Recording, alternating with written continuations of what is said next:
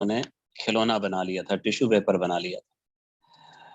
تو ان حالات میں ایک طویل عرصے کے بعد معتضد نے آ کے دوبارہ خلفاء کی عظمت کو بحال کیا، سامرہ کو چھوڑ دیا، بغداد میں اس نے مرکز دوبارہ اس نے قائم کیا، اور معتضد نے آگے اس کے دو بیٹے تھے، مقتفی اور مقتدر۔ مقتدر بہت چھوٹا تھا اور مقتفی جوان تھا، دونوں کو یکے بعد دیگرے اس نے ولی عہد مقرر کر دیا۔ اور یہ جو فیصلہ تھا یہ بڑا تباہ کن فیصلہ تھا، اور اس فیصلے کی تباہی کو خود معتضد بھی جانتا تھا۔ تو معتضد نے یہ دیکھا تھا کہ مقتفی تو سمجھدار تھا، لیکن اس کے گلے میں گلٹیاں تھیں، اور وہ گلٹیاں ایسی تھیں کہ معتضد کو یہ معلوم تھا کہ یہ گلٹیاں جس کو ہوتی ہیں، یا طبیبوں نے بتایا ہوگا کہ وہ زیادہ لمبی عمر نہیں پاتا۔ اچھا، جو مقتدر تھا یہ جب چھوٹا بچہ تھا تو بچپن ہی سے اتنا زیادہ سخی تھا کہ اس کی کوئی انتہا نہیں تھی۔ تو وہ یہ کہتا تھا کہ جی میرے بعد مقتفی خلیفہ بنے گا تو اچھی حکومت کرے گا، لیکن اس کی جو گلٹیاں ہیں گلے کی، اس کی وجہ سے وہ جوانی میں ہی مر جائے گا، اس کا بہت زیادہ امکان ہے۔ تو پھر یہ چھوٹا جب خلیفہ بنے گا اس کے بعد تو یہ اتنی فضول خرچی کرے گا کہ ملک کو تباہ کر دے گا، خزانے کو خالی کر دے گا اور ملک زوال کی جانب چلا جائے گا۔ اچھا، بالکل آگے چل کے ایسا ہی ہوا۔ تو میں بعض اوقات یہاں پہ سوچتا ہوں، بلکہ وہ ایسا مقام ہے کہ انسان سر پکڑ کے بیٹھ جائے کہ جناب آپ اتنے عظیم خلیفہ ہیں اور اتنا آپ نے قابلیت ہے کہ آپ نے ترکوں کو زیر کر لیا اور خلافت کو دوبارہ آپ نے عروج کا نقشہ دکھا دیا، تو آپ ایک جرأت مندانہ فیصلہ کیا نہیں کر سکتے کہ آپ ایک ہی بیٹے کو خلیفہ بنائیں اور دوسرے کے بارے میں لکھ دیں کہ اس کو کبھی بھی خلیفہ نہیں بنانا کیونکہ یہ اہل نہیں ہے؟ لیکن تاریخ میں بارہا ایسا ہوا ہے، جس سے کہتے ہیں نا شفقت پدری، والد کی محبت، ایک تو ماں کی ممتا ہوتی ہے اور ایک والد کی محبت ہوتی ہے، وہ غالب آ جاتی ہے اور غلط فیصلہ کرا دیتی ہے۔ اور یہ اسی صورت میں ہوتا ہے کہ جبکہ نظام شاہی نظام ہو، یعنی موروثی حکومت ہو۔ اگر خالص اسلامی طرز ہوتا، جو شورائیت تھی، جو صحابہ کرام کے خلفۂ راشدین کا جو طرز حکومت تھا، اگر اس کو اپنایا جاتا تو یہ مسائل پیدا ہی نہ ہوتے۔ تو خیر جناب، یہ مقتدر جناب یہ آ گیا، خلیفہ بن گیا۔ کچھ حالات میں آپ کو بتا چکا ہوں۔ اب اس کی شاہ خرچیاں اتنی تھیں، جب یہ خلیفہ بنا ہے تو اس کی عمر سے 13 سال تھی، چونکہ مقتفی تو چند سال حکومت کر کے فوت ہو گیا، تو اب یہ بچہ ہی تھا، تخت پہ بٹھا دیا گیا، کیونکہ باپ کی وصیت اسی طرح تھی، تو اس کو ایک بڑی آئینی حیثیت حاصل ہوتی تھی خلیفہ کی وصیت کو۔ اب آپ اندازہ کریں کہ جب یہ خلیفہ بنا ہے تو اخراجات اتنے بڑھ گئے، قصر خلافت کے اخراجات اتنے بڑھ گئے، ایک تو شان و شوکت بہت بڑھ گئی، وہ میں پھر بعد میں آپ کو بتاؤں گا کسی موقع پہ۔ تو ابھی اخراجات کا آپ اندازہ کریں کہ شاہی محل کے اندر جو خواجہ سرا تھے، خواجہ سرا جو نہ مرد ہوتے ہیں نہ عورت ہوتے ہیں، نہ مخنث کہا جاتا ہے عربی کے اندر، وہ خدمت گزاری پر جو مقرر تھے، تو یہ اس میں ویسے تھوڑی سی بات آپ کو بتاؤں کہ آج کل یہ کچھ وہ بھی چلا ہوا ہے، مہم بھی چلی ہوئی ہے کہ خواجہ سراؤں کے حقوق، اور اس کو پھر اتنا توسیع دی گئی ہے کہ جو اپنے آپ کو مندرج کرانا چاہتا ہے ان کی لسٹ میں وہ کرا سکتا ہے جی۔ تو یہ تو ایک انتہا پہ دنیا جا رہی ہے، اور پہلے ان کو اتنا ذلیل کیا گیا، اتنا ان کو دیوار کے ساتھ لگا دیا گیا، اور ان کی یعنی ایک مسخرہ ان کا تمسخر ان کا بنا دیا گیا۔ جہاں تک ہمارے مسلمانوں کی تہذیب کا تعلق ہے، یہ خواجہ سرا کو بھی اللہ نے پیدا کیا، اور جو اللہ نے کوئی چیز پیدا کی ہے تو اللہ نے کوئی چیز بیکار پیدا نہیں کی، اس کا ایک مصرف ہے اس کا، اور وہ مصرف یہ ہے کہ مردوں اور عورتوں کے درمیان وہ واسطہ بننے کے لیے اس کو اللہ نے بنایا ہے۔ اصل تو اللہ نے سب کو اپنی عبادت کے لیے بنایا ہے، لیکن اس کی خاص خلقت وہ کس لیے ہے، اس سے کیا کام لیا جا سکتا ہے، یہ تو یہ مسلمانوں نے پہلے سمجھ لیا تھا۔ تو اس لیے مسلم تہذیب میں خواجہ سراؤں کو بڑے اہتمام کے ساتھ نوکر رکھا جاتا تھا، اور بڑی ان کی اچھی تنخواہیں ہوتی تھی، عام بندے سے زیادہ، اس لیے یہ لوگ تو ہوتے ہی کم تھے، کوئی 1000 10,000 میں کوئی ایک ہوتا تھا۔ تو اس لیے ان کو کوئی امیر آدمی ہے جیسے حویلی ہے گھر میں، تو وہاں بھی ایک دو ہوتے تھے، اور بادشاہوں کے یہاں تو زیادہ ہوتے تھے، جتنی ضروریات ہے اس کے لحاظ سے زیادہ ہوتے تھے۔ تو یہ تھے جب بعد میں ہمارا اسلامی تہذیب و تمدن کا وہ دور ہی ختم ہو گیا، اور اس کی جگہ عورتوں کو آزادی دے دی گئی، اور مردوں اور عورتوں میں اختلاط شروع ہو گیا، تو اختلاط ان کی تو پھر کوئی حیثیت ہی نہیں رہی نا۔ تو یہ پھر بن گئے جناب بالکل ہی ناچنے گانے والے اور برے کام کرنے والے۔ تو خود معاشرے نے ان کو خراب کیا ہے، اور اب جناب معاشرہ ان کے حقوق کا نام لے رہا ہے، تو اسلام کے بغیر تو نہ مرد کے حقوق حاصل ہو سکتے ہیں، نہ عورت کے، تو خواجہ سرا کے حقوق کے حاصل ہوں۔ تو خیر میں بتا رہا تھا کہ اس کے زمانے میں خواجہ سرا پہلے بھی ہوتے تھے، لیکن جو بقدر ضرورت ہوتے تھے، یعنی جناب 200 ہو گئے، 500 ہو گئے، 1000 ہو گئے۔ اس کے زمانے میں جو خواجہ سرا تھے ان کی تعداد تھی 10,000۔ تو 10,000 تو پوری ایک فوج ہوتی ہے، لشکر ہوتا ہے 10,000 کا تو۔ اچھا، اور اس کے علاوہ جو باقی غلام تھے، یعنی رومی غلام ہیں، حبشی غلام ہیں، اور باندیا ہیں، وہ تو ان کے علاوہ تھے۔ تو ان کو اگر ہم شمار کریں تو شاید تعداد 20-25 ہزار تک پہنچ جائے گی۔ اچھا، دوسرا یہ کہ اس کے پاس جو خزانہ تھا، یہ وہ چلا آ رہا تھا پرانا خزانہ جو بنو امیہ کے دور سے پھر عباسی حکمرانوں نے ان کو جمع کیا تھا، اور ان میں ایک ایک ہیرا ایسا تھا، ایک ایک موتی ایسا تھا جو انہوں نے کہاں سے، قیصر سے فتح کیے، کسریٰ سے فتح کیے، جو خلفۂ راشدین کے دور میں بہت کچھ فتح ہوا، لیکن خلفۂ راشدین کے دور میں تو یہ تھا کہ جو چیزیں ہوتی خرچ کر دی جاتی تھی، لیکن خاص طور بنو امیہ کے زمانے کی فتوحات کی چیزیں محفوظ تھیں، تو بڑے نایاب موتی تھے۔ تو مقتدر صاحب کی عادت تھی کہ جناب کوئی یار آ گیا، دوست آ گیا، خود بھی یہ لڑکا 14-15 سال کا، ابھی 13 سال میں تو حکمران بنا تھا، وہ جناب خزانے کا باقاعدہ جیسے کوئی اپنی چیز دکھاتے ہیں نا دوست ایک دوسرے کو کہ یار یہ دیکھ میرے بستے کے اندر کیا ہے، میرے بیگ میں کیا ہے، وہ خزانہ دکھاتا تھا، اور کوئی اس کو موتی پسند آ گیا، بھائی یہ مجھے اچھا لگ رہا ہے، بھائی لے جاؤ، بھائی تمہارا ہی ہے۔ تو حتیٰ کہ دوستوں کے علاوہ بعض اوقات ایسا کرتا تھا کہ یہ وہ چیزیں منگوا کے بیٹھ جاتا کسی جگہ، صحن میں بیٹھ گیا، باغ میں بیٹھ گیا، اب کوئی باندی گزر رہی ہے، یہ ان ہیرے جواہرات سے کھیل رہا ہوتا تھا، اور کھیلتے کھیلتے کوئی باندی گزری ہے، اس کی کوئی بات پسند آ گئی تو اس کو جناب مٹھی بھر کے وہ ہیرے جواہرات اس کو دے دی۔ تو کہتے ہیں کہ وہ جناب جو اثاثے ہیں وہ کم ہونے شروع ہو گئے۔ یہ جو چیزیں خلفاء رکھتے تھے نا، ہیرے وغیرہ، یہ اس کے بارے میں منصور کے دور سے ایک پالیسی بنا دی گئی تھی۔ منصور نے بنو امیہ کے جو لوگ تھے جن سے حکومت چھن گئی تھی، ان سے بھی وہ مطلب کام کی باتیں سیکھتا تھا۔ تو ایک بنو امیہ کے شہزادے سے اس نے پوچھا کہ جب آپ کی حکومت چھن گئی تو آپ کو سب سے زیادہ کیا چیز کام آئی؟ تو شہزادے نے کہا ہیرے جواہرات، وہ سونے سے بھی زیادہ قیمتی ہوتے ہیں، وہ ایک ہیرا انسان بچا کے لے جائے، وہ لٹنے سے بچ جائے تو وہ ہیرا سے اسے اپنی جائیداد بنا لے گا۔ تو اس کے بعد منصور نے یہ مطلب پالیسی بنا لی کہ ان چیزوں کی بہت زیادہ حفاظت کی جائے گی۔ مطلب مقتدر کے دور میں معاملہ خراب ہو گیا۔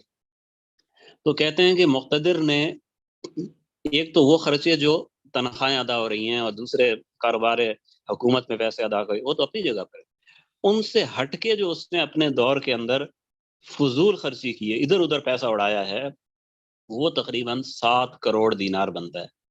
7 کروڑ دینار جو ہے، اب یہ کتنی رقم ہے، ٹھہرے میں ذرا اس کا تخمینہ لگاتا ہوں آپ کے سامنے کہ یہ 7 کروڑ دینار کتنا بنتا ہے۔ ایک دینار جو ہے نا، یہ ہے $292 کے برابر ہے، اور اس کو ہم ضرب دیتے ہیں جناب 7 کروڑ سے،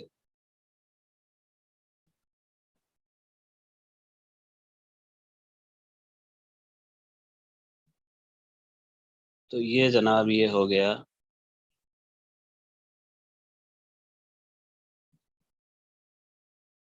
یہ کوئی $20 ارب سے اوپر جا رہی ہے رقم۔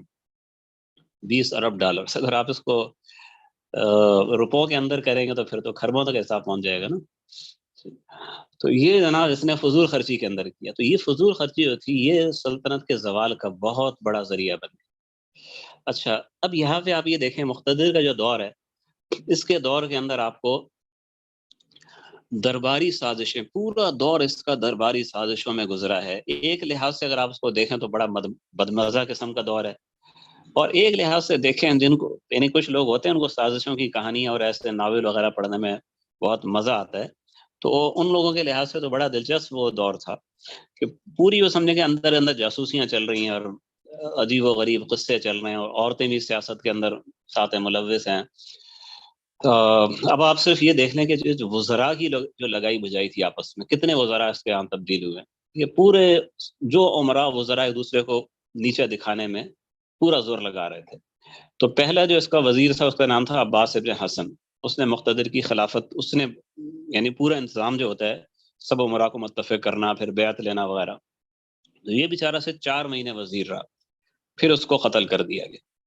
ٹھیک ہے، ایک وزیر تھا ابن فرات، وہ 3 بار وزیر بنا ہے، 2 بار اس کو برطرف کیا گیا اور قید کیا گیا، تیسری بار برطرف کرنے کا جب ٹائم آیا یعنی اس سے مقتدر ناراض ہوا تو اسے قتل ہی کر دیا۔ حامد ابن عباس، وہ جناب 4 سال وزیر رہا، 4 سال چند مہینے، وہ بھی قتل کیا گیا۔ محمد بن عبید اللہ ابو علی، وہ 13 مہینے تک وزیر رہا۔ ٹھیک ہے، احمد ابن عبید اللہ 1 سال وزیر رہا۔ ابو علی بن مقلا، یہ 2 سال وزیر رہا۔ یہ ابو علی بن مقلا یہ بہت یعنی قابل شخصیت گزری ہے۔ یہ جتنے وزراء تھے قابل سارے کے سارے تھے، یعنی عالم اسلام کے چنے ہوئے لوگ رکھے جاتے تھے جو علم و فضل کے لحاظ سے بھی بہت اعلیٰ ہوں، کتابت میں، حساب کتاب میں، ان سب چیزوں میں زبردست ان کو لیا جاتا۔ ابو علی بن مخلا وہ شخصیت ہے کہ جنہوں نے جو عربی خط ہے جس کے اندر ہم خط لکھتے ہیں، جو رسم الخط ہے عربی کا موجودہ، وہ اس نے ایجاد کیا تھا۔ اس سے پہلے جو خط تھا، جو خط کوفی استعمال ہوتا تھا، تو وہ آپ نے خط کوفی کے نقوش وغیرہ آپ نے دیکھے ہوں گے، تو وہ خط کوفی میں ترقی ہوتی گئی ہے، یعنی بنو امیہ کے دور میں اس پہ نقاط وغیرہ کا آہستہ آہستہ اضافہ ہوا ہے۔ کچھ نقاط کا دور حجاج بن یوسف کے زمانے میں یعنی عبد الملک بن مروان کے دور میں اضافہ ہوا ہے، کچھ بنو عباس کے دور میں اضافہ ہوا ہے، لیکن جو موجودہ جو خط نسخ ہے جس میں قرآن لکھا جا رہا ہے، اور آپ دیکھیں بنو عباس کا یہ زمانہ یعنی 4 صدی ہجری آپ سمجھنے شروع ہو گئی ہے۔ 4 صدی ہجری کی اگر آپ قرآن مجید دیکھیں گے نا، یا کوئی اور ایسی کتابیں اگر آپ دیکھیں گے تو وہ موجودہ کتابت کے مطابق ہے، وہ پڑھنا بالکل آسان ہے۔ تو یہ ابو علی بن مخلا یہ تھا وزیر، یہ تقریباً اس نے 2 سال 4 مہینے اس نے وزارت کی ہے۔ ابو القاسم نے 2 مہینے تک، سلیمان بن حسن نے 14 مہینے تک، حسین بن قاسم نے 7 مہینے تک، اور یہ جتنے تھے نا یہ سارے کے سارے قتل کیے گئے یا قید کیے گئے۔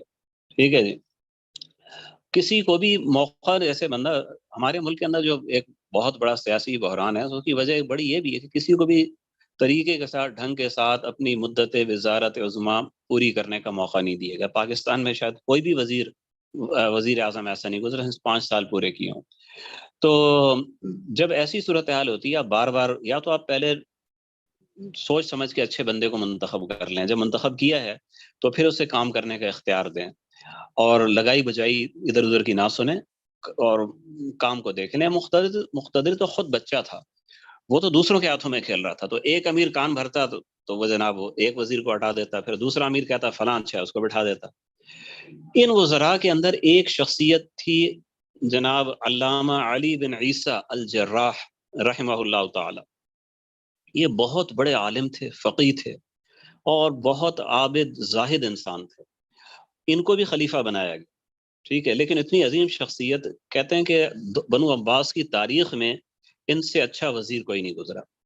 ان کا کام، ان کا طریقہ یہ تھا کہ جو بھی ان کو تنخواہ ملتی تھی اس تنخواہ میں سے زیادہ حصہ تو وہ اللہ کی راہ میں صدقہ کر دیتے تھے، ٹھیک ہے، اور جو بھی مقتدر کے دور میں خیر کے کام ہوئے ہیں، رفاہی کام ہوئے ہیں، مساجد بنی ہیں، شفا خانے بنے ہیں، اور زائد ٹیکس جنا ہٹائے گئے، وہ سارا کام اسی کے زمانے میں ہوا ہے، ٹھیک ہے، لیکن ان کے ساتھ بھی یہی ہوا کہ ان کو بھی ہٹا کے ان کو جناب جیل بھیج دیا گیا۔ پھر کچھ عرصے بعد پھر خیال نہیں ان کا دور اچھا تھا، دوبارہ بٹھا دیا گیا، پھر کچھ مہینے بعد دوبارہ ہٹا دیا گیا۔ تو اگر مقتدر کے سارے دور کے اندر یہی علی بن عیسیٰ رحمہ اللہ تعالی یہی اگر رہتے وزیر تو حالات بڑے مختلف ہوتے۔ تو خیر، یہ تو میں نے آپ کو تھوڑا سا ان کے زمانے کی صورتحال بتائی۔ اچھا، اب چونکہ مسئلہ یہ ہو گیا تھا کہ فضول خرچی کی وجہ سے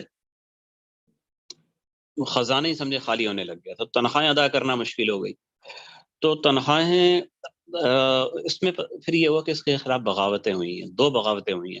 پہلی بغاوت تو بس یعنی ہوئی اور پھر ناکام ہو گئی، یعنی اس بغاوت میں اس کو ہٹایا گیا، اور وہ اس کے خلیفہ بننے کے صرف 4 مہینے کے بعد ہوئی تھی۔ ابھی بیٹھا ہی تھا کہ آپس میں عمرا نے کہا نہیں یہ چھوٹا ہے، اور دوسرے کو بٹھاتے ہیں، کہ سمجھدار کو بٹھاتے ہیں، تو کسی اور کو بٹھایا، شہزادے کو، مگر پھر عمرا میں اختلاف ہو گیا، آپس میں لڑ پڑے، نہیں بھائی اس کو ہٹاؤ، پھر اسی کو بٹھاؤ، تو پھر اس کو دوبارہ بٹھا دیا گیا مقتدر کو۔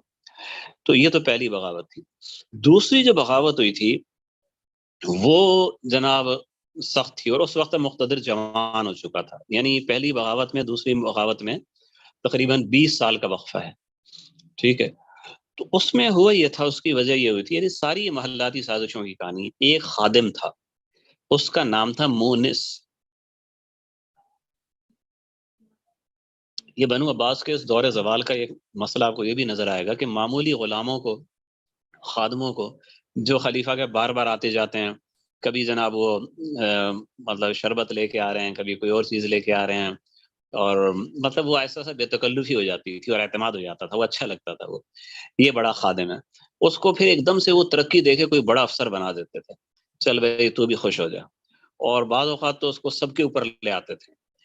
تو اب اس کو نہ درباری آداب اس کو معلوم ہوتے تھے، نہ اس کے ایک ذہن ہوتا ہے ملک چلانے والا، اس کو ذہن بھی نہیں ہوتا، وہ تو محل کے اندر ہی رہا ہے بیچارہ۔ تو پھر وہ کام خراب کرتا تھا، ہر ایک کو جناب وہ دباتا تھا، ہر ایک کو، اور سمجھتا تھا کہ بس میں مقتدر، میں خلیفہ کا وہ لاڈلا ہوں، میں جو چاہوں گا کروں گا۔ تو یہ مونس صاحب یہ بھی ایک خادم تھے، اور مقتدر کو اس پہ ایسا پیار آیا کہ جناب اس کو تمام عمراء کا سردار بنا دیا، اور ایک لقب رکھا جو اس سے پہلے نہیں تھا، وہ تھا امیر العمراء، تمام عمراء کا امیر، سب سے بڑا جناب۔ تو آپ یوں کہہ سکتے ہیں جیسے اس کو آپ جناب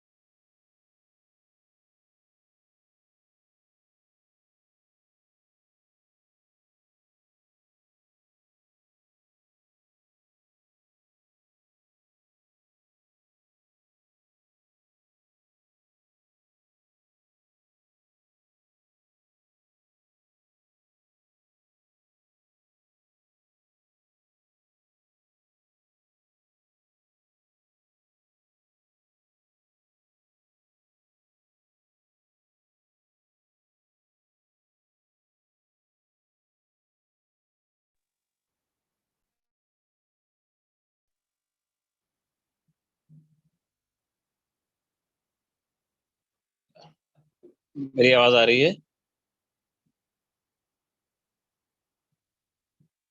السلام علیکم،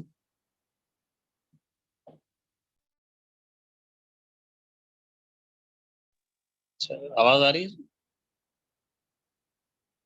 اچھا، تو یہ ہوا کہ جناب مونس صاحب کو بڑی ترقیاں مل گئیں، لیکن جو حدیث میں ہے نا کہ ان لکل شیء شروۃ ولکل شروۃ فترۃ، ہر چیز کا ایک ابہار ہوتا ہے، جوش ہوتا ہے، پھر وہ آخر آخر میں وہ ٹھنڈا ہو جاتا ہے۔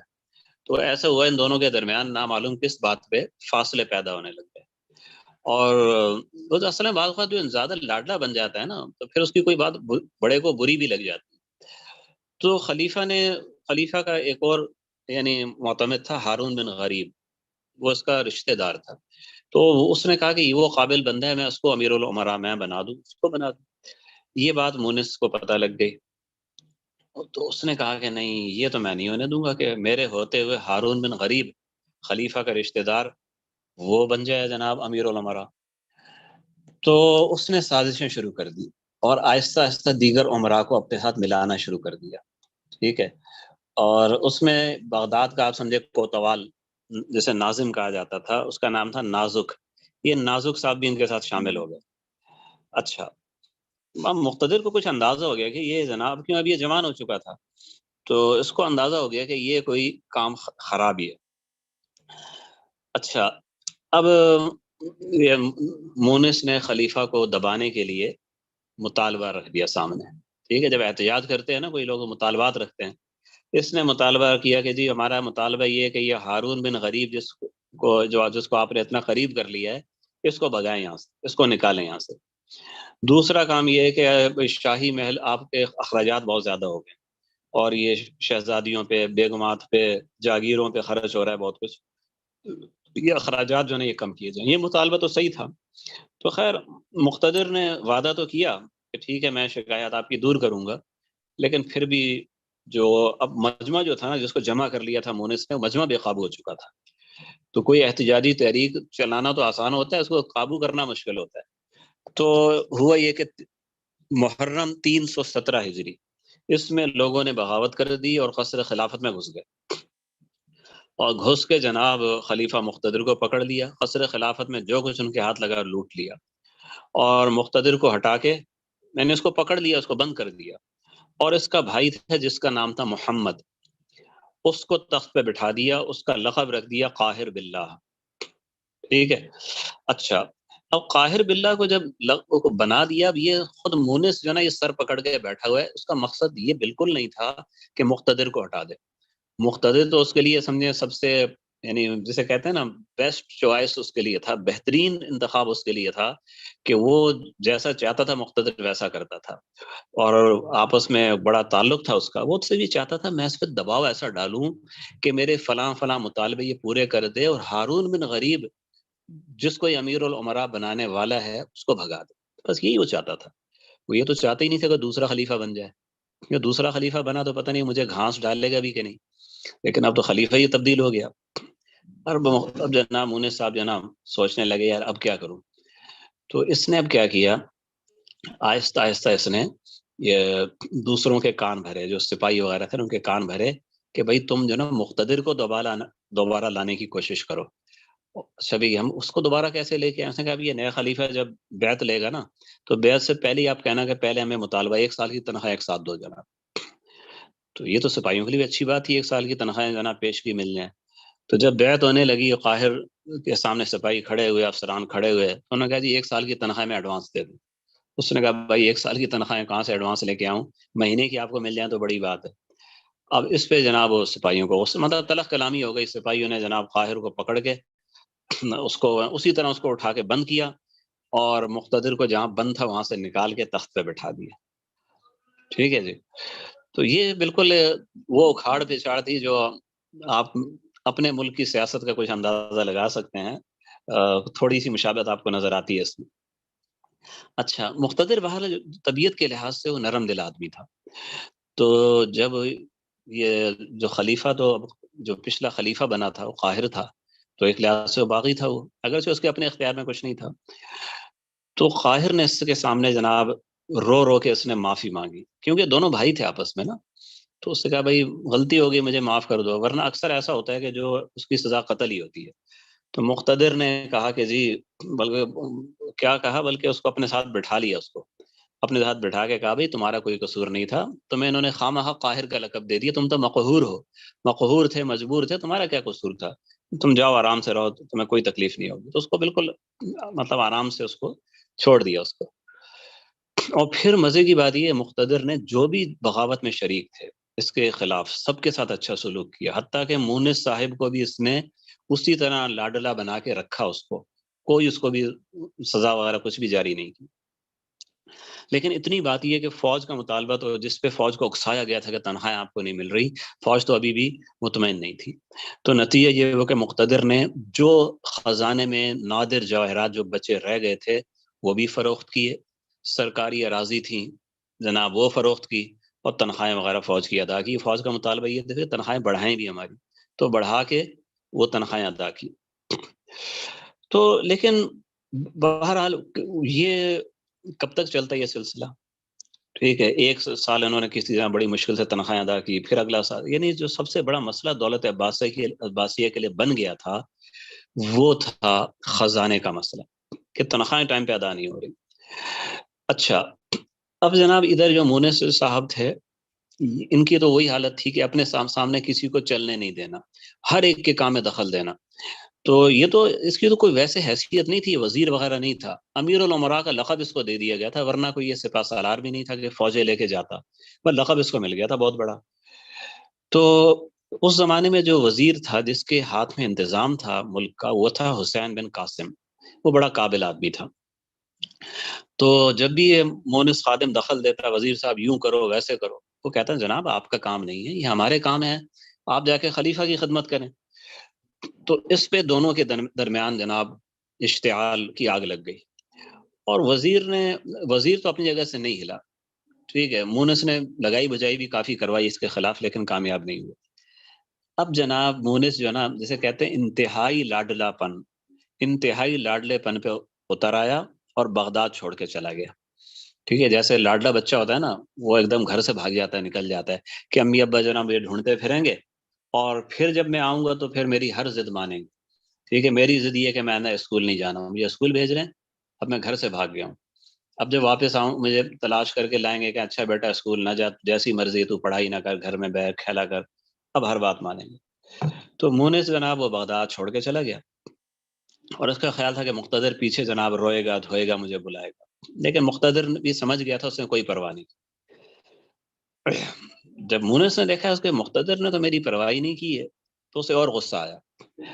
اور چونکہ وہ بندہ تو بہارا بڑا سازشی تھا، اس نے ادھر ادھر سے کچھ عمرا کو افسران کو جمع کیا، کچھ سپاہی ان کے ساتھ جمع کر دیے، اور بلکہ اچھی خاصی فوج جمع ہو گئی.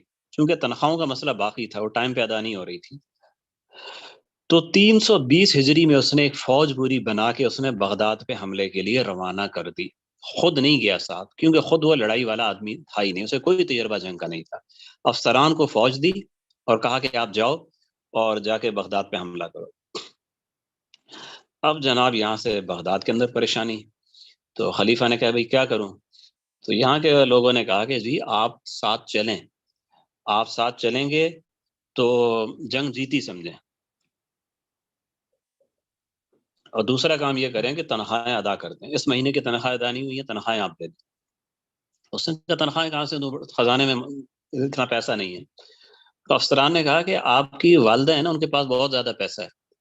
تو اس کی والدہ، اس کو کہا جاتا تھا ام جعفر بھی کہتے تھے اس کو، اور قہرمانہ بھی کہتے تھے. اس سلطنت کے کاموں میں بہت زیادہ اس کا دخل تھا، اور مالدار بھی بہت تھی. تو اس سے پیسے لے کے آپ تنخواہیں ادا کر دیں. اور جب تنخواہیں بغداد میں تقسیم ہونے لگیں گی نا، تو جو سپاہی وہ بغاوت کر رہے ہیں وہ بھی اسی لیے ان کو اکسایا گیا کہ ان کو تنخواہیں نہیں ملی تھی. انہیں پتہ لگے گا تنخواہیں تقسیم ہو رہی ہیں بغداد میں، وہ تو سیدھا آ کے لائن میں لگ جائیں گے بھی ہمیں تنخواہیں مل رہی ہیں. تو خلیفہ نے کہا کہ میری امی کے پاس بھی اتنے پیسے نہیں ہیں بھائی، تو پھر اچھا بھی جنگ ہی کرنی ہے، چلیں جی، اور آپ کو جنگ کے لیے جانا ہوگا. خلیفہ تو اس یہ بھی کوئی بہادر آدمی نہیں تھا، مجبوراً وہ ساتھ چل پڑا، اور دل ہی دل میں تو بہت ڈر رہا تھا. اب جب وہ لشکر روانہ ہوا ہے، تو جیسے مورخین نے اس کا نقشہ کھینچا ہے کہ وہ کاندھے پہ اس کے کاندھے پہ وہ نبی اکرم صلی اللہ علیہ وسلم کی جو چادر مبارک ہے ردائے نبوی، وہ کاندھے پہ رکھی ہوئی ہے. یہ خلفاء کی نشانی چلی آ رہی تھی. جس کے پاس ردائے نبوی ہے، عصائے نبوی ہے، وہ خلیفہ مانا جاتا تھا. یہ حضرت امیر معاویہ رضی اللہ کے زمانے سے چلا آ رہا تھا. یہ ردائے نبوی وہ چادر ہے جو نبی اکرم صلی اللہ علیہ وسلم نے حضرت کعب بن زہیر رضی اللہ تعالیٰ عنہ کو دی تھی، جب انہیں اپنا مشہور نعت انہوں نے سنائی تھی، جسے قصیدہ بانت سعاد کہا جاتا ہے. وہ جب نعت سنائی نبی اکرم صلی اللہ علیہ وسلم کو، تو آپ نے اپنی ردائے مبارک ان کو ہدیہ کر دی. اور پھر حضرت امیر معاویہ جب خلیفہ ہوئے تو بہت بڑی رقم دے کے حضرت کعب سے وہ ردا ان سے لے لی. تو تب سے لے کے جو بھی خلیفہ ہوتا تھا یہ اس کے پاس ہوتی تھی. تو وہ اپنے کاندھے پہ ڈالی ہوئی تھی تاکہ سب کو پتہ لگے بھائی میں خلیفہ ہوں، شرعی خلیفہ میں ہوں، بغاوت نہیں کرنی ہے. اور علماء ساتھ ہیں، فقہاء ساتھ ہیں، قراء ساتھ ہیں، قرآن کی تلاوت ہو رہی ہے. اب جب اس جگہ پہنچے جہاں دشمن کی فوج تھی، تو مقتدر بہت پیچھے، سمجھے میدان جنگ سے کوئی 2-3 کلومیٹر پیچھے ایک ٹیلے کے اوپر وہاں پہ رک گیا، اور فوج سے کہا بھائی افسران سے تم فوج لے کے آگے جاؤ، کیونکہ اس کو تو لڑائی آتی نہیں تھی. اب جب لڑائی شروع ہو گئی، اور تھوڑی تھوڑی دیر کے بعد گھڑ سوار آ کے کہتے کہ جناب والا، حضور والا، آگے چلیے، میدان جنگ میں چلیے، آپ میدان جنگ میں ہوں گے تو فوج کی ہمت بڑھے گی. یہ ان کو ٹالتا رہا. ٹھیک ہے، ڈرپوک آدمی تھا، لیکن خلاصہ یہ کہ ادھر سے فوج جو تھی وہ بڑی مضبوطی سے لڑ رہی تھی، ان کی فوج کمزور پڑ گئی. تو آخر بہت دیر کے بعد عمران نے آ کے کہا جناب اب جناب ٹائم نکل رہا ہے ہاتھ سے، اب آپ نہیں چلیں گے تو شکست ہے۔ مقتدر نے کہا اچھا۔ اب جناب جب یہ میدان جنگ میں پہنچے ہیں نا، یہ 2-3 کلومیٹر طے کر کے پہنچے ہیں وہاں پہ، تو اب تک ٹائم نکل چکا تھا، مقتدر کی فوج کو شکست ہو گئی تھی اور وہ باغی سپاہی ان کے سپاہیوں کو چن چن کے قتل کر رہے تھے۔ جیسے ہی یہ پہنچا ہے تو یہ بھی گھیرے میں آ گیا، بس یہ بھاگنے لگا لیکن اب کہاں بھاگ سکتا تھا۔ تو کچھ سپاہیوں نے پکڑ لیا، تو اس نے کہا کہ بھائی میں تمہارا خلیفہ ہوں، مجھے کیوں مار رہے ہو؟ تو سپاہیوں نے کہا نہیں تو ہمارا خلیفہ نہیں، تو شیطان کا خلیفہ ہے۔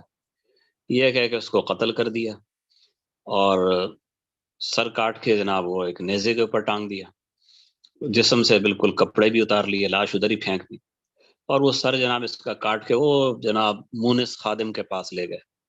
مونس نے جب اپنے آقا کا سر کٹا ہوا دیکھا تو ماتم کرنے لگا، سر پیٹنے لگا اور ان کو لعنتیں دینے لگا۔ ابے تم کو میں نے یہ کہا تھا کہ تم اسے مار دینا، میں نے اسے بغاوت کرنے کہا تھا، تم نے اس کو مار ہی دیا۔ تو خلاصہ یہ کہ مونس کی تو جو شان تھی وہ اسی کے دم سے تھی، مقتدر کے دم سے تھی، وہ گیا تو جناب اس کا بھی کوئی پیچھے کچھ نہیں رہا۔ تو یہ جناب واقعہ ہے سن 27 شوال 320 ہجری، اور یہ آپ یوں دیکھیں کہ تسلسل آپ دیکھ رہے ہیں کس طرح بنو عباس کے خلفاء یکے بعد دیگرے، بیچ میں 2 خلفاء وہ بلکہ 3 خلفاء بچ گئے تھے، معتمد اور معتضد اور مکتفی، ٹھیک ہے، پھر وہی سلسلہ شروع ہو گیا۔ تو یہ تو مقتدر کی سیرت کا وہ پہلو تھا کہ جسے آپ کہہ سکتے ہیں کہ اس میں کوئی دلکشی نہیں ہے، لیکن کچھ اس کی باتیں اچھی بھی تھی، چونکہ سخی تھا تو جس طرح فضول خرچی کرتا تھا تو اچھے کاموں پہ بھی خرچ کرتا تھا، ایسا نہیں تھا کہ صرف یہ غلطی کاموں پہ خرچ کرتا ہو۔ اور اس کے علاوہ یعنی آپ یہ دیکھیں گے کہ اس زمانے کے ایسے خلفاء جو نالائق خلفاء تھے ان کے اندر ہی بڑی اچھی صفات تھی۔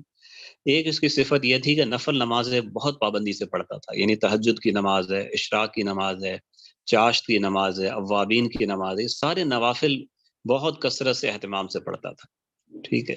اچھا ایک یہ صفت تھی اس کی کہ نفلی روزے بکثرت رکھتا تھا، پیر کا روزہ ہے، جمعرات کا روزہ ہے، ایام بیز کے 13 14 15 جو چاندنی راتیں ہوتی ہیں ان کے روزے، ٹھیک ہے۔ تو جو بھی مطلب جن جن موقعوں پہ روزہ رکھنا مسنون ہے تو بکثرت روزے رکھا کرتا تھا۔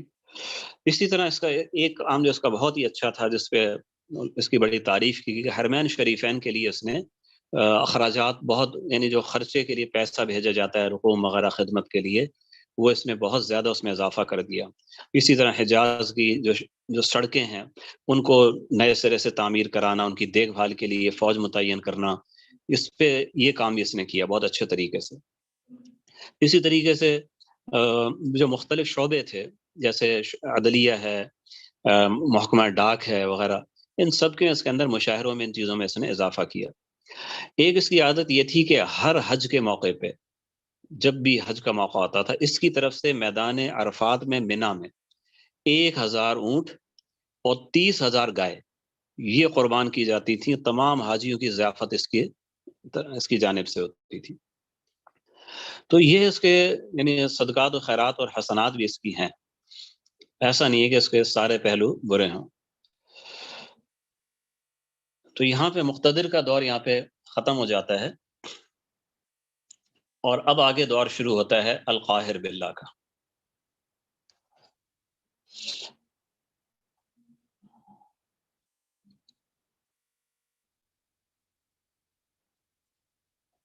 مقتدر کا دور 295 ہجری میں شروع ہوا، 320 ہجری پہ ختم ہوا، 25 سال اس نے حکومت کی۔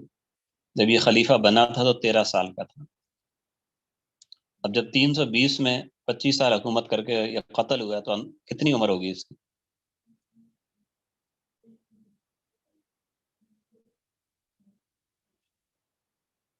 ہاں جی، ایک سوال میں نے کر دیا ہے، کوئی اتنا مشکل سوال نہیں ہے۔ اب اس کی عمر کتنے سال ہوئی؟ 295 میں 13 سال کی عمر میں خلیفہ بنا ہے اور 320 میں قتل ہو گیا۔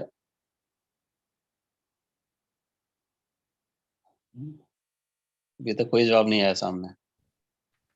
25 25 کہاں؟ یہ 25 کیوں جواب آ رہا ہے؟ 38، ہاں یہ صحیح جواب ہے، 38 سال ہوئی نا، 25 میں 13 ڈالیں گے 38 ہو جائے گا. صحیح صحیح. اچھا ٹھیک. اچھا اب جناب دور آ گیا القاہر باللہ کا. ٹھیک ہے، یہ بھی معتضد کا بیٹا تھا، یعنی مقتدر کا بھائی تھا. جب مقتدر قتل ہو گیا تو آپس میں سب نے یہ بات چیت آپس میں کی کہ بھائی کسی کو یہ نہیں بتانا کہ یہ جو نا جان بوجھ کے قتل کیا گیا ہے، بس یہی کہنا ہے کہ بس یہ غیر ارادی طور پر خلیفہ قتل ہو گیا، تاکہ کسی کے ذمے جو نا یہ بات نہ آئے. ٹھیک ہے. اچھا کہ خلیفہ کس کو بنانا ہے کہ بھائی کسی کمزور سے بچے کو بنا دو، چھوٹا سا ایک بچہ تھا شہزادہ، اس کو جناب خلیفہ بنا دو. تو اس پہ ایک امیر تھا اسحاق ابن اسماعیل، اس نے کہا خدا کے بندو اتنی مشکل سے تو ہمیں اس ایسے خلیفہ سے چھٹکارا ملا کہ جو ناتجربہ کار تھا، ناتجربہ کار خلیفہ سے چھٹکارا ملا، پھر ناتجربہ کار کو لے کے آ رہے ہو. اب کسی قابل آدمی کو لے، جوان مرد مضبوط آدمی کو لے کے آؤ جو حکومت چلائے، ورنہ پھر وہی فساد ہوگا. تو کہنے گیا پھر کس کو بنائے؟ تو اس نے کہا بھائی معتضد کا جو بیٹا ہے محمد، اس کو بناؤ، وہ مضبوط آدمی ہے. تو جناب پھر معتضد کے بیٹے محمد کو، جس کی عمر 24 سال تھی، اس کو بٹھایا گیا اور اس نے لقب اختیار کیا قاہر باللہ کا. یہ وہی قاہر باللہ ہے جو پہلے بھی بغاوت کے ذریعے آیا تھا اور مقتدر نے اس کو معاف کر دیا تھا. ٹھیک ہے، اب یہ دوبارہ آ گیا. اس وقت تو سمجھے اس کی چند دن ہی حکومت رہی تھی نا، اب دوبارہ آ گیا. اب اس کی اصل خلافت شروع ہوتی ہے، اور یہ جیسا اس نے لقب اختیار کیا ویسا ہی یہ قاہر ثابت ہوا، بلکہ اندازے سے بھی زیادہ قاہر ثابت ہوا. اس نے سب سے پہلا کام اس نے یہ کیا کہ جو اس کا جو سابق خلیفہ تھا یعنی مقتدر، جو اس کا باپ شریک بھائی ہے، اس کے پورے خاندان کو اس نے تباہ و برباد کر دیا. ٹھیک ہے، مقتدر کے بیٹوں کو تلاش کرایا، ٹھیک ہے، اور ان کو تلاش کر کے ان پہ بڑے بھاری بھاری تاوان ڈالے گئے، جس نے ادا کر دیا اسی کو چھوڑا، ورنہ نہیں چھوڑا. اسی طرح مقتدر کے جتنے بھی درباری تھے ان سب کو اس نے پکڑوایا، اور پکڑ کے ان کو بھی اسی طرح جناب کوڑے مار مار کے اور جناب الٹا لٹکا کے خوب پٹائیاں شٹائیاں کر کے ان سے بھی رقم نکلوائی گئی. ٹھیک ہے، اس کے سامنے بھی بڑا مسئلہ یہی تھا کہ خزانہ خالی ہے، اور خزانہ کرپشن کے ذریعے پتہ نہیں کس کس نے کتنا کتنا اپنے گھر کو بھرا ہے، وہ نکلواؤں کسی طریقے سے. اب اس نے یہ نہیں دیکھا اس میں جائز طریقہ کیا ہے، ناجائز کیا ہے، اور حقیقی مجرم کون ہے اور شک کی بنیاد پہ کون آ رہا ہے. جس کا بھی اس کو اندازہ تھا کہ پچھلے خلیفہ سے اس کا کوئی تعلق تھا، اس کو پکڑ کے جناب اس نے اس کا بیڑا غرق کر دیا. حد یہ اس نے کی کہ وہ امیر جس نے اس کو خلیفہ بنوایا تھا، یعنی اسحاق ابن اسماعیل، جس نے اس کا نام پیش کیا کہ اس کو بناؤ، اس کو بھی نہیں چھوڑا. ٹھیک ہے، اس کو بھی اٹھا کے جیل میں ڈال دیا. اچھا جیل میں ڈال دیا، کئی مہینے تک بیچارہ جیل میں پڑا رہا ہے. یار میرا کیا قصور ہے، مجھے جیل میں ڈال دیا، شاید میرا یہی قصور ہے، میں نے اس کو خلیفہ بنوایا. اس کو کہتے ہیں نا آ بیل مجھے مار، اردو کا ایک محاورہ ہے، آ بیل مجھے مار.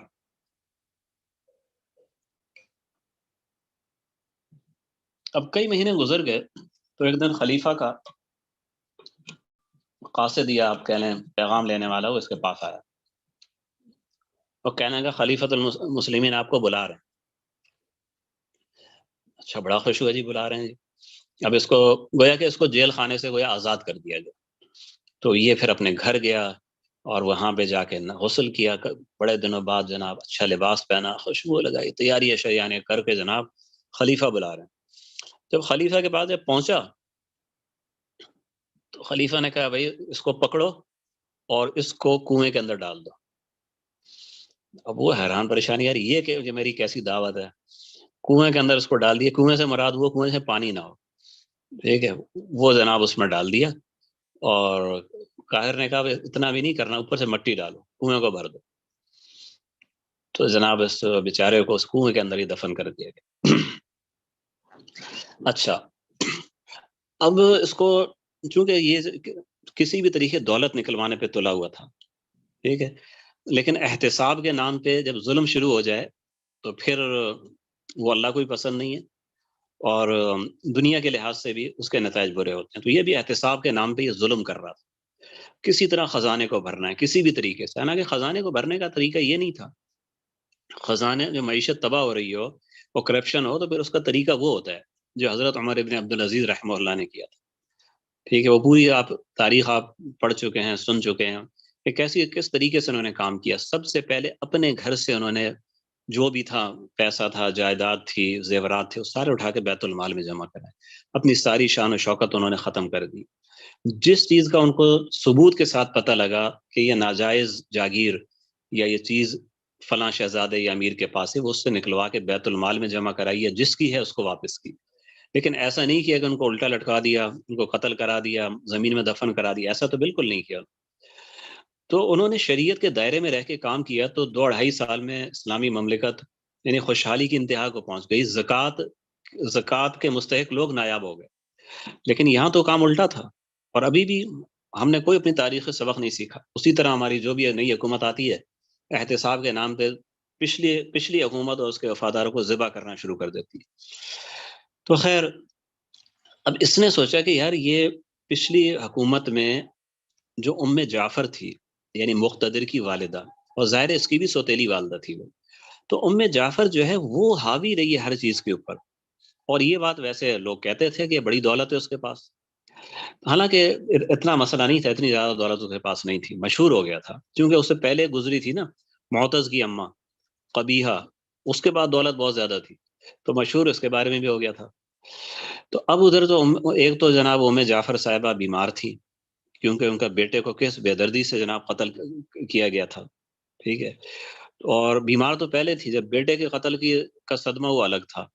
تو صدمہ اتنا زیادہ تھا کہ اس بیچاری نے کھانا پینا بھی چھوڑ دیا تھا, تو اس کی حالت ویسی ہی خراب تھی اس کی. تو قاہر نے جناب اپنی سوتیلی اماں کو بلا لیا اور کہا کہ اپنے خفیہ خزانوں کا مجھے پورا پتہ بتا دو, کہاں کہاں کس کس کنویں کے اندر کس کس تہخانے میں کتنے کتنے کروڑ اشرفیاں تم نے چھپائی ہوئی. بیچاری کہنے لگی میرے پاس اتنا نہیں ہے, لوگوں نے ایسی باتیں بنا رکھی ہیں, میرے پاس جو ہے وہ میں آپ کو پورا سب کچھ پیش کر رہی ہوں. تو میرا محل لے لو, اور میرے محل کے اندر جو کچھ ہے حتیٰ کہ کپڑے ہیں, برتن ہیں, وہ بھی سارے لے لو. تو اس نے وہ سب قبضہ کر لیا سارا. تو جعفر نے کہا اس کے علاوہ کچھ بھی نہیں میرے پاس. اس نے کہا نہیں, تیرے پاس اور بھی بہت کچھ ہے. اب جناب اس بیچاری کو ایک ٹانگ سے باندھ کے الٹا لٹکا دیا اس کو. ٹھیک ہے, اور پھر جناب کہا کہ اب تو بتا کہاں پر ہے باقی پیسہ. تو خلاصہ ہی کہ وہ تو پہلے ہی بری حالت تھی, اب تو بالکل ہی مرنے کے قریب ہو گئی. بہت تشدد اس پہ کیا, لیکن آخر قاہر کو بھی یقین ہو گیا کہ اس کے پاس کچھ بھی نہیں. تو پھر اس کو نیچے اتروایا. کچھ اس کی حالت تھوڑی سی ذرا سانس وانس بحال ہوئے تو اس نے کہا کہ دیکھو اب یہاں پہ تم ایک تحریر لکھ کے دو ہمیں کہ تمہاری جتنے بھی وقف شدہ جاگیریں ہیں نا تمہاری, ان کے لیے تم مجھے وکیل بنا چکی ہو. وقف شدہ جاگیروں سے مراد یہ خاتون جو تھی یہ بڑی خیرات و حسنات کی عادت تھی, اور اس نے بڑی بڑی جاگیریں مدارس کے لیے, مساجد کے لیے, یتیم خانوں کے لیے اس نے وقف کرائی تھی. تو یعنی اس کی اپنی ملکیت تھی لیکن وقف کرتی گئی ہر طرف نا, تاکہ خیرات کے کام چلتے رہے.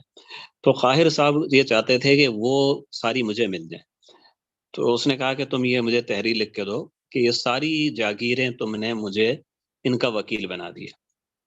اس نے کہا نہیں یہ تو نہیں ہو سکتا, یہ جاگیریں میں نے مدارس کے لیے رکھی ہیں, حرمین شریفین کے لیے رکھی ہیں, جناب یتیموں اور فقیروں کے لیے رکھی گئی ہیں, اسی طرح کچھ جاگیریں جو مجاہدین کے لیے رکھی گئی ہیں, تو یہ تو بیچنا بھی جائز نہیں ہے, تم پتہ نہیں اب کیا کرو گے. ہاں میں جو میری اپنی جائیدادیں ہیں, میری اپنی کچھ جائیدادیں ہیں جو ویسے محل وحل سامان نقد تو سب دے دیا, کچھ جائیدادیں میری اپنی ہیں تو ان کا تو میں وکیل میں بنا دوں گی. اس نے کہا نہیں وہ جو وقف شدہ ہے ان کا بھی وکیل بناؤ. تو خیر وہ بیچاری تو نہیں مانی. تو اس نے کہا اس خلیفہ کے لیے جیل سازی کیا مشکل تھی, اس نے جیلی دستاویز تیار کرا لی, اس پہ جناب جیلی دستخط, جیلی مہریں شورے لگوا کے جناب جعفر کی تمام جائیدادیں اور وقف شدہ جاگیریں ساری اس نے اپنے ہاتھ میں لے لی. پھر وہ ساری کی ساری اس نے نیلام کر دی, بیچ دی. اب جو قیمت آئی ہے وہ قیمت سے اس نے فوج کی تنخواہیں ادا کرنا شروع کی. تو اب آپ اندازہ کریں کہ ایک خزانے کی حالت کیا تھی اور کرپشن کی حالت کیا تھی. خود خلیفہ کرپشن کر کے وقف شدہ زمین جو اللہ کے لیے جو اللہ کی ملکیت ہے وہ بھی جناب اس نے بیچ دی۔ تو جناب جعفر بیچاری ہو تو کچھ دن بعد مر گئی انہی تکالیف کی وجہ سے۔ تو مورخین کہتے ہیں کہ وہ نیک خاتون تھی اور صدقہ خیرات کی بڑی عادی تھی۔ اچھا جی، اب اس کے بعد بڑے پھر عجیب و غریب حالات جو نا محل میں پیش آتے رہے، اور کئی لوگوں نے مل کے تیاری کی کہ اس کو ہم ہٹاتے ہیں، بھائی یہ بڑا ظالم ہے نا، کسی کو نہیں چھوڑ رہا۔ تو کئی بڑے بڑے عمرا جمع ہوئے، تو ان میں سے مونس خادم اگر سے اس کی وہ حیثیت تو بالکل نہیں تھی، لیکن وہ سازشوں کے اندر ابھی بھی شریک تھا، منصوبہ بندی کرتا تھا وہ۔ تو ایک تو جناب اس میں بلیق نامی ایک جو سپہ سالار تھا، بغداد کا اس نام تھا بلیق، کافی عمر کا، تقریباً 60-65 سال کا وہ تھا۔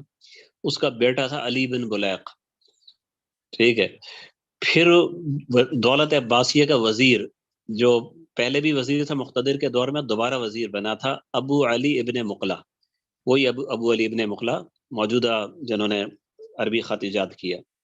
تو یہ کئی آدمی تھے، انہوں نے آپس سے مل کے طے کیا کہ جناب قاہر کو ہٹاتے ہیں، اتنا سخت و ظالم خلیفہ تو آج تک نہیں آیا۔ تو انہوں نے خلیفہ کے چاروں طرف اپنے جاسوس مقرر کر دی، ہر چیز اس کی نوٹ کرو، کس ٹائم آتا ہے، کس ٹائم جاتا ہے، کیا خط اس کے پاس آتا ہے، اس کی طرف سے پیغام کیا جاتا ہے۔ اب یہ قاہر بھی بارہ بچہ تو نہیں تھا بڑا تیز آدمی، اس کو اندازہ ہو گیا کہ غیر محسوس طور پر یہ لوگ میری نگرانی کر رہے ہیں۔ تو اس نے بھی چپکے اپنے کچھ بندے متعین کر دیے کہ تم ان کی نگرانی شروع کر دو، کہ یہ لوگ کیا کر رہے ہیں اور کیا نہیں کر رہے ہیں، کہاں ملتے ہیں، کیا میٹنگ ہوتی ہے، وہ سلسلہ بھی چل پڑا۔ بلکہ وہ جو 4-5 یہ بڑے تھے نا یہ سازش کرنے والے، ان میں سے ایک کا نام تھا طریف، اس کو تو ساتھ میں لا لیا، اس کو کافی پیسہ دیا، کہا ان کے ساتھ بیٹھا کر، لیکن جو بات ہو مجھے آ کے بتایا۔ اب یہ پوری ایک سمجھے ایک جاسوسی ناول ہے، آپ یوں سمجھیں۔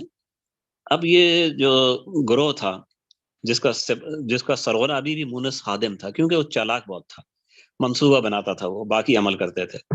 تو مونس صاحب نے کہا یار ایسا کرتے ہیں، یہ خلیفہ کے پاس یا کوئی پہلے سے پروٹوکول کی بات آپ کو بتا دوں، چونکہ خلفاء کئی قتل ہوئے تھے، تو ایک پروٹوکول بنا دیا گیا تھا کہ خلیفہ کے پاس اب کوئی ہتھیار کے ساتھ کوئی نہیں جائے گا، یا جو بھی جائے گا پہلے خوب تلاشی ہوگی، بالکل اس نہتہ ہو کے جائے گا۔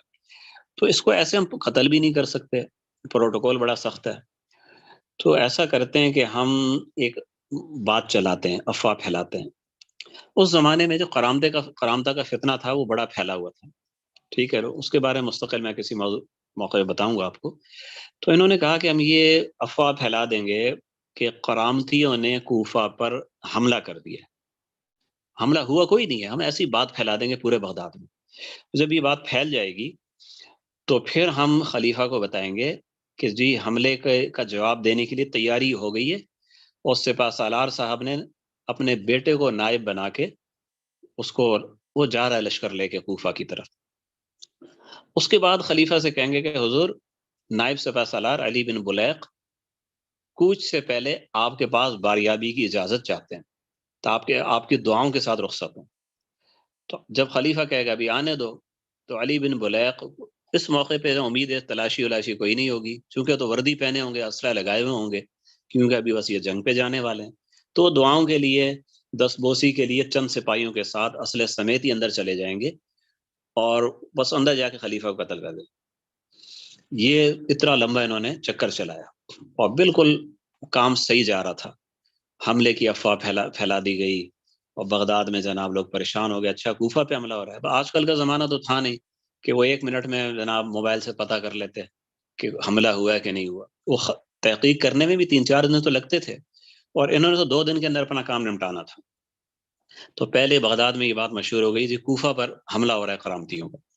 پھر دوسری بات مشہور ہوئی کہ بغداد سے لشکر جا رہا ہے ان کو روکنے کے لیے۔ اب اگلا کام لگایا گیا وزیر جناب ابو مقلا کا کام لگایا گیا کہ وزیر صاحب اگلا کام آپ نے کرنا ہے، آپ اجازت لیں گے قاہر صاحب سے کہ نائب سپہ سالار ملنے کے لیے آ رہے ہیں، اور فوج کو اپنی دعاؤں کے ساتھ رخصت کریں، اس کی اجازت آپ نے لے کے دینی، بڑا اہم کام یہ تھا۔ تو علی بن مقلا نے کہا ٹھیک ہے، اس نے عریضہ لکھا اپنے دفتر میں بیٹھ کے کہ قرامتہ کے خلاف لشکر تیار ہے اور اس کا سپہ سالار علی بن بلیق کوچ سے پہلے آپ کی دعاؤں کے لیے حاضر ہونا چاہتا ہے آپ کے پاس۔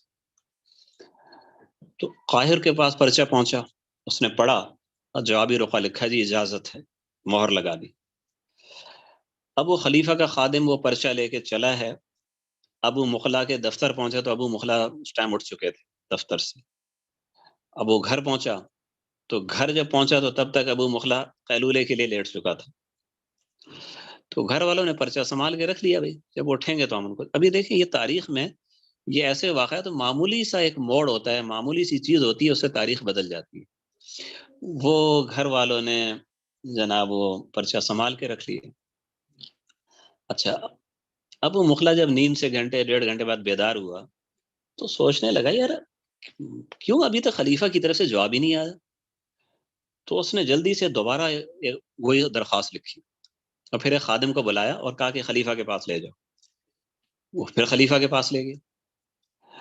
اب جب دوبارہ خلیفہ کے پاس وہ پرچی آئی تو اب وہ جناب وہ تھوڑا سا یوں سمجھیں کہ چونک گیا کہ یار ایک کام کے لیے ایک ہی دن میں 2 درخواستیں میرے پاس آ رہی ہیں، تو پھر دال میں کالا ہے، اتنا زور کیوں دیا جا رہا ہے؟ اتنا تو وہ سمجھ گیا کہ میرا جواب اس کو پہنچا نہیں ہے، اور میرے جواب کے پہنچنے سے پہلے اس نے دوبارہ درخواست بھیج دی ہے، تو یہ کوئی دال میں کالا ہے۔ تو اب تھوڑی دیر میں خیر وہ جو ابو مخلا تھا اس کو گھر والوں نے بتا ہی دیا کہ جی پرچہ آیا ہوا ہے، اجازت مل گئی ہے، اور اس نے بھی جناب نائب سپہ سالار سے کہا جی آپ جائیے اور مل لیجیے، اجازت ہو گئی ہے۔ لیکن اب قاہر بے خبر نہیں تھا، اس نے بھی اندر فوج اپنی چھپا کے کھڑی کر دی تھی کہ کوئی گڑبڑ ہو تو پھر ہم نے نمٹ لینا ہے۔ تو چنانچہ جب علی بن بلیق جناب وہ پہنچا ہے تو اور انہوں نے گڑبڑ کرنے کی کوشش کی ہے، تو فوراً جو قاہر کے لوگ تھے وہ باہر چھپے ہوئے تھے نکل آئے۔ علی بن بلیق کو جناب، علی بن بلیق کے سپاہی تو ادھر ہی مارے گئے، وہ خود جو نا وہاں سے تیزی سے بھاگ گیا، جان بچا کے بھاگ گیا۔ اور فوراً یہ بات پتہ لگی پورے بغداد میں، اور جتنے تھے وزیر اور جناب عمرا جو سازش میں، سارے کے سارے روپوش ہو گئے۔ البتہ جو مونس خادم صاحب تھے اس کو پتہ نہیں اب بھی کچھ، جیسے کہتے ہیں جب گیدڑ کی موت آتی ہے تو شہر کا رخ کرتا ہے نا، تو اس سے خواہ یہ خیال تھا یار مجھے تو کوئی کچھ نہیں کہے گا، مجھے کوئی وہ سمجھتا ہے کہ شاید کسی کو پتہ ہی نہیں ساری سازش میں نے کی ہے، وہ اپنی حویلی کے اندر آرام سے بیٹھا رہا۔ تو قاہر نے سب سے پہلے اسی کو بلایا، اس کو پتا تھا کہ پچھلے خلیفہ کے ساتھ بھی یہ کرتا رہا ہے، میرے ساتھ بھی یہی کر رہا ہو۔ تو اس کو بلایا اور بڑے ایک یعنی ایسے انداز سے کہ مونس کو لگے کہ قاہر اس کو بہت مانتا ہے، اس کو بڑی عزت دیتا ہے، ٹھیک ہے۔ تو اب مونس بھی جناب مزید یہ کہ اس کو یہ کہہ دیا بھئی تم آ جاؤ، تمہیں امیر العمراء بناؤں، اور پتہ نہیں کیا کچھ کہا۔ بڑا خلاصہ یہ کہ مونس جو اتنا چالاک آدمی دھوکے میں آ گیا، اور قاہر کے محل میں آیا تو قاہر نے جناب اس کو سیدھا جیل میں ڈال دیا۔ باقی جو ادھر ادھر آواز آ رہی ہے، کٹ تو نہیں گیا سلسلہ؟ آواز آ رہی ہے، آواز کلیئر ہے آپ کی الحمدللہ۔ علی بن بلیق صاحب بھی پکڑے گئے، اس کا ابا جو بلیق تھا وہ بھی پکڑا گیا، ٹھیک ہے جی۔ اور یعنی خلاصہ یہ کہ اب پھر سب کی باری آئی، ٹھیک ہے۔ قاہر نے پہلے تو علی بن بلیق کے کمرے میں، جہاں الگ الگ کمروں میں بند کر دیا نا، اس کو جا کے اس کا سر کٹوایا، سر کاٹ کے ایک بڑا سارا تھال جسے تشت کہتے ہیں اس کے اندر اس کا سر رکھ دیا۔ اب جناب دوسرے کمرے میں اس کا باپ تھا، وہاں جا کے بیٹے کا سر باپ کے سامنے رکھ دیا۔ وہ باپ جو بیٹے کا سر دیکھ کے جناب وہ چیخنے لگا، چلانے لگا، رونے لگا، اس نے اس کا سر بھی کٹوا دیا، وہ بھی اسی تشت میں رکھا۔ پھر یہ دونوں سر لے کے جا کے مونس بھی پکڑا ہوا ایک کمرے میں بند تھا، یہ دونوں اس کے سامنے رکھ دیے، وہ بھی سمجھ گیا میرا بھی آخری ٹائم ہے، وہ بھی کلمہ پڑھنے لگ گیا، اس کا سر بھی کاٹ دیا۔ یہ تینوں جناب وہ سر بغداد کے سڑکوں پہ جناب گھمائے گئے، اور جناب بتایا گیا بھئی اب خلیفہ کے ساتھ جو ایسا کرے گا اس کا یہ انجام۔ اچھا، ان میں ایک لڑکا تھا محمد بن مقتفی، ٹھیک ہے، وہ تو اس بغاوت میں شریک بھی نہیں تھا، اس کا کوئی تعلق ہی نہیں تھا، اور وہ اتنا اچھا لڑکا تھا، اتنا اچھا شہزادہ تھا کہ جب مقتدر قتل ہو گیا اور اجلاس بیٹھا تھا کس کو بنایا جائے، تو اس کا نام بھی تھا کہ اس کو بنایا جائے۔ تو اس نے خود ہی کہہ دیا کہ بھی مجھے نہ بنائے، جو میرا چچا ہے قاہر باللہ وہ بہترین حقدار ہے۔ تو اس کا تو اس بغاوت سے کوئی تعلق نہیں تھا، مگر قاہر کو بس خواہ شک تھا، یار یہ یا تو بغاوت میں یہ ہوگا یا ابھی نہیں تو آئندہ کبھی ہو جائے گا۔ چنانچہ اسے پکڑ کے ایک کوٹھڑی میں بند کیا، کوٹھڑی کے چاروں طرف جناب پلستر کروا دی، وہ بیچارہ اندر ہی گھٹ کے جناب وہ مر گیا اندر۔ اچھا، اب یہ پوری جو یہ سازش تھی نا، اس کی خبر دینے والا جو بیچ میں خبریں دے رہا تھا وہ تھا طریف، جو باغیوں کے ساتھ بیٹھتا تھا اور آ کے اس کو خبریں دیتا تھا۔ تو اس کو بھی پکڑ لیا، اس کو اٹھا کے اس کو بھی جیل میں ڈال دی۔ تو خلاصہ یہ کہ اپنے طور پر تو اس نے سب کا اس نے صفایا کر دیا۔ تو یہ تو حالات تھے اندرونی سازشوں کے اور بغاوتوں کے۔ باہر کیا ہو رہا تھا؟ باہر اب آپ کو نقشہ دیکھنا چاہیے آپ کو، اور نقشہ نمبر 13 آپ دیکھیے گا، باہر کیا ہو رہا تھا۔ نہیں، نقشہ نمبر، ایک منٹ ٹھہریے گا، ہاں میں نے کون سا آپ کو بتایا تھا؟ کیونکہ بتایا تو تھا میں نے، 16 بتایا تھا غالباً۔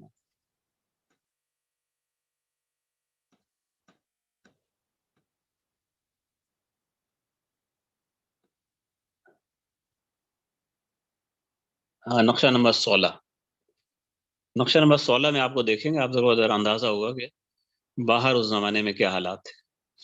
آپ کو درمیان میں العباسیون آپ کو نظر آئے گا، کہ نقشہ سامنے آ گیا؟ مجھے نظر نہیں آ رہا۔ حضرت وہ شاید دائیں سے بائیں یا بائیں سے دائیں اسکرول کریں گے تو نظر آ جائے گا۔ اچھا،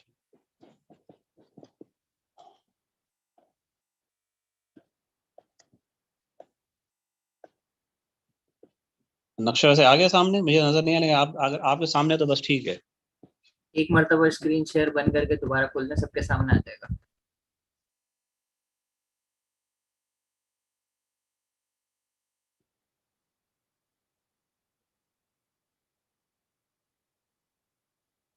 نقشہ نمبر 16 دیکھیے، ہاں بھی نقشے سامنے آ رہے ہیں۔ تو خیر اس میں آپ کو یہ معلوم ہوگا کہ یہ جو دولت عباسیہ کا جو شمالی حصہ تھا،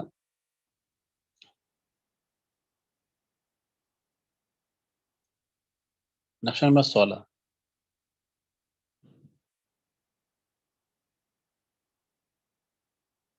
اس سے اگلا، نہیں یہ تو مجھے نمبر 16 دیکھیے گا، نمبر 16 جو ہے، ہاں جس پہ دولت السامانیہ۔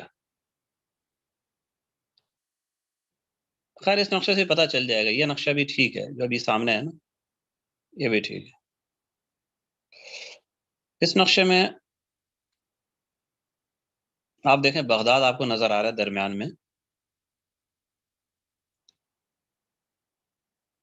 نہیں نقشہ بہت گنجا لگے، اگر 16 ہی اگر آپ کے سامنے آیا نا تو اچھا ہے۔ دولت السامانیہ لکھا ہے اس پہ، الدولت السامانیہ۔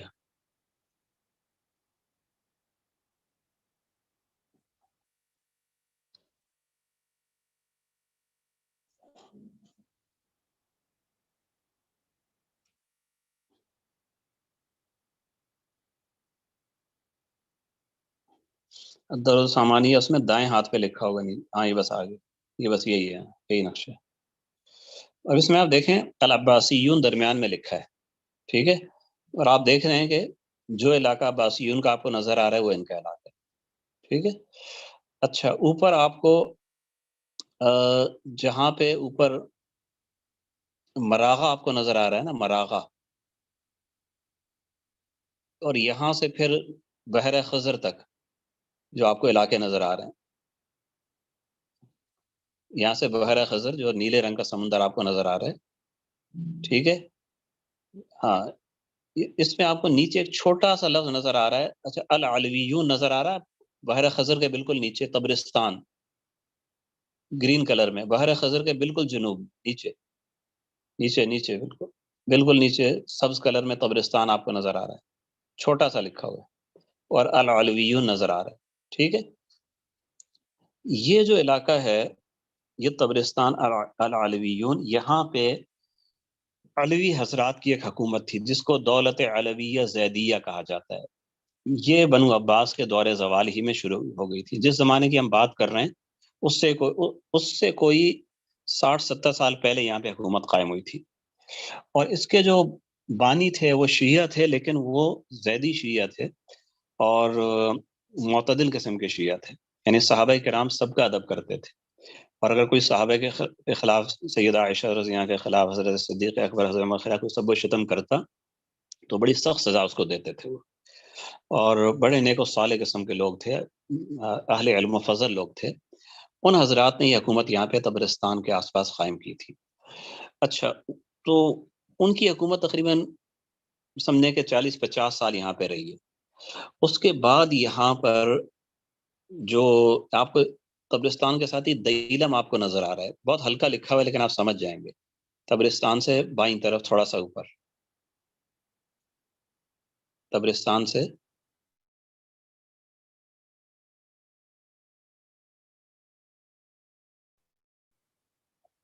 نظر آگے بائیں طرف الٹے ہاتھ پہ، بہت ہلکا سا ہے لیکن غور کریں تو نظر آئے گا.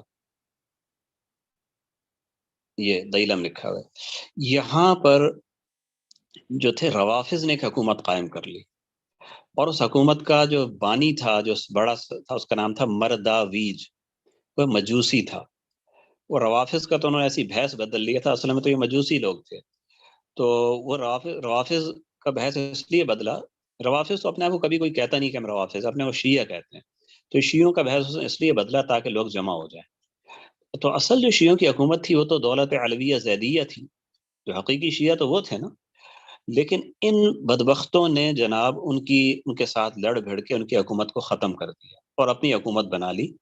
اور چونکہ ان کا اسلام سے تو کوئی لینا دینا نہیں تھا، تو اور جو اصل جو تشیع تھا وہ اصل تشیع بھی ان کے کام کا نہیں تھا، کیونکہ وہ اصل تشیع تو بہرحال اسلامی کا ایک فرقہ تھا. یہ تو بے دینی چاہتے تھے، بالکل اسلام کو ختم کرنا چاہتے تھے.